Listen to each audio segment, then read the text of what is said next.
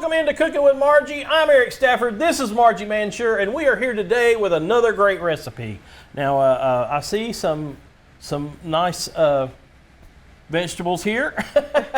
We have these beautiful tomatoes. Tomatoes are still coming into the gardens, and they're available at the farmers markets.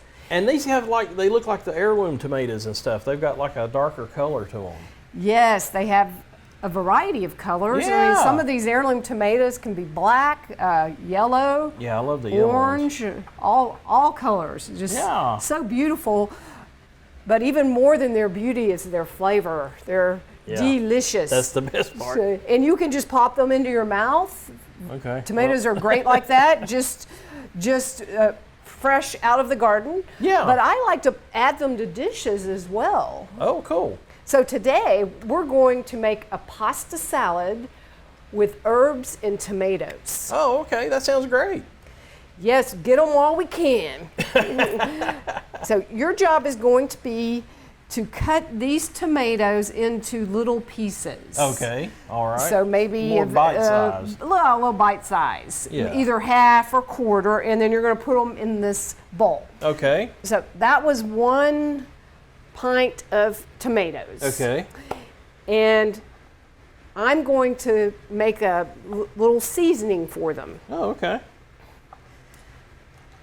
And I love to balance out any kind of a dish with various flavors, such as sweet. Okay, so I have the zest from an orange here.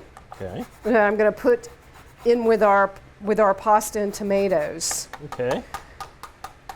We're not going to put any kind of sweetener. This is a nice sweetener that is going to taste great in there. So everybody needs to have a microplane. I hope that you have one of these. I do not. I need to get one. I've thought about it often and after our cooking adventures. You can use them with any citrus and not really waste the nice zest because it has so much flavor. Yeah. I need at least a half a teaspoon of this zest. So that's about right. A little bit more won't hurt. It smells so good though when you zest something. Oranges smell good when you cut them or zest them, don't they? Yeah, even the lemons, or the limes just smell so good when you zest them. I'm adding a tablespoon of balsamic vinegar. Okay. And I don't know if you've used balsamic vinegar much. I've used it some. It has more of a sweet flavor as far as vinegars go. Oh, okay. But it still has that acidic flavor. Yeah. So again, another flavor component for our sauce. And I'm going to put in little pepper flakes. Okay. Just a little bit. Little red pepper. You've got to have a little heat. I know you like the heat, right? I do like the heat. Okay. So that however much you like, you might not like heat, so you would not have to put any in if you didn't want to. Yeah. Now, for the salty component, okay, so that was a tablespoon of olives. And with every good sauce, you're going to put a little bit of olive oil. So I have a 1/4 cup. And the olive oil is going to add flavor, and it's going to give it some moisture as well. Cool. And that's a very healthy oil for our heart. Yeah. It tastes good too. It does. A little bit more salt, maybe half a teaspoon. Again, that's according to your taste. And hopefully I won't get choked up on this pepper, but a little freshly ground black pepper. Well, look at you. You're doing a great job with those tomatoes. I'm trying to make it, and it's so festive looking. It's very colorful. They really are. I like having the variety. But Yeah. whatever kind of tomatoes you have, even if you don't have the little cherry ones, you could just chop up some. So that's pretty much the base of our salt.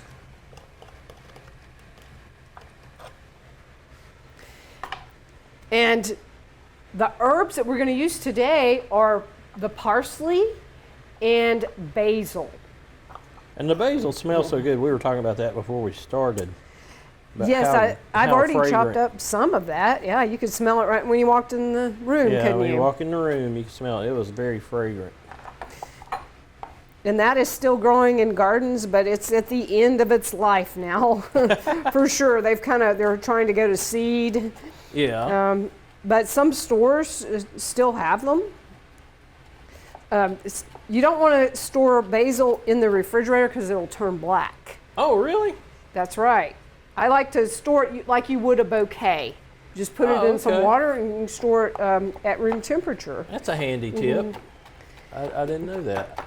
I've not worked enough with fresh herbs other than working with you. They sure do add a lot of flavor. Yeah, they do. But the thing with fresh herbs is you need to add them at the end, typically when you're cooking. Oh, and okay. we're not going to cook this at all, so we can add it whenever we want. But Okay. they will lose a lot of their flavor if you cook them for too long. Oh, okay. If you want to go ahead and add that to our sauce. We'll do it.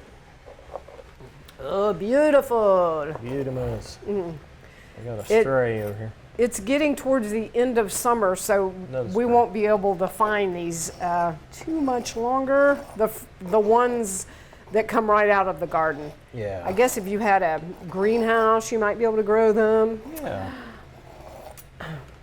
Or it seems like the grocery store tomatoes have gotten somewhat better, actually, over the years. Yeah. They've got some that are coming in. Some of the small ones are pretty sweet that you can get in the grocery stores. Yeah. They're a lot of times they're hydroponic. They grow them in greenhouses. Yeah. Okay, so this is a quarter cup of parsley, and then a half a cup of the basil. Oh. So you want to stir that in for me, and I will get. Oh, I don't want to forget my garlic. Oh my goodness. Oh no, you can't forget the garlic, man. Okay, I've got 2 cloves of garlic. That's my favorite. That I chopped up. This is sort of an Italian theme, I think. And it's a good And you have to Italian have theme. garlic. Yeah, you got to have garlic and the tomatoes and. I mean, good stuff. All around good stuff. You're feeling Mediterranean. Mediterranean, exactly. Now I just cooked up a half a pound of bow tie pasta. Ooh. Ooh, yeah. Still nice Fancy. and warm. You got a bow tie. Bow tie. Okay, I'm going to pour this in. Okay. And grab some. Oh, still got Get stray. away, get away. We got stray. Are we folding? Yes, you can fold that in. And last but not least, I have 3/4 of a cup of some soft cheese. Oh, okay. Oh. Look at that. Oh. That's going to melt And in there. yeah, and the heat of the hot pasta. That's gonna be good. That'll make it creamy. Yeah. I use goat cheese, Uh-huh. but if you wanted to use ricotta or some fresh mozzarella, Yeah. that would be good as well. Yeah. Some people don't like goat cheese. It's it's not bad. I was wondering when you would make a joke. Like, what is wrong with the show? Eric hasn't said anything. He hasn't had a dad joke yet. Not yet. Some people think that goat cheese tastes like a barn.